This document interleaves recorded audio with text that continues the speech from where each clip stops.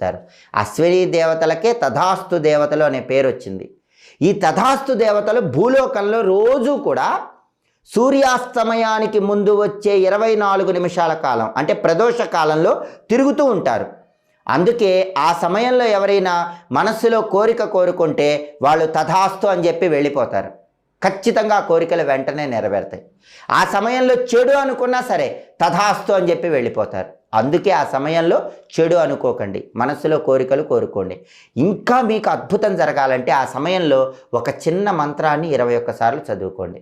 ఆ మంత్రం ఏంటంటే ఓం శ్రీం అశ్విన్యే నమః. ఇది మంత్రం. మంత్రం ఇంకొకసారి జాగ్రత్తగా గమనించండి. ఓం శ్రీం అశ్విన్యే నమః. ఈ మంత్రాన్ని 21 సార్లు రోజు సంధ్యాకాలంలో చదువుకోండి.